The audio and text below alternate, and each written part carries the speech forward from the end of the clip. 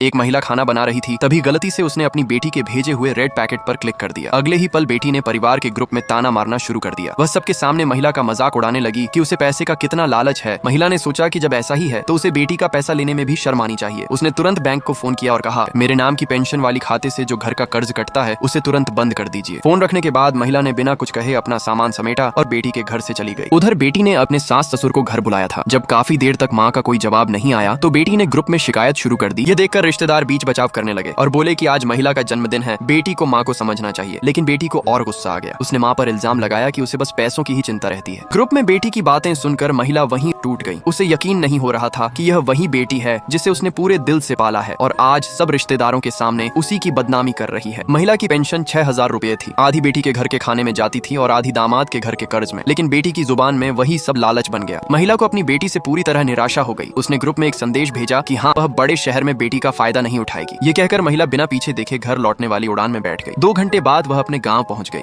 आधे घंटे बाद बेटी सस्ता सा केक लेकर घर लौटी, लेकिन माँ कहीं नहीं थी। घर में सब बिखरा पड़ा था। बेटी चिल्लाने लगी, ये क्या हाल कर दिया? मेरे सास ससुर आपके जन्मदिन पर आए हैं और आप चली गईं। अब मैं क्या करूं? वह बड़बड़ाने लगी कि माँ की वजह से उसे ससुराल में शर्मिंदा होना पड़ रहा है। लेकिन महिला शांत रही। उसे अब समझ आ चुका था कि जो बेटी उसकी कद्र नहीं कर सकती, उसके लिए अब वह खुद को नहीं तोड़ेगी।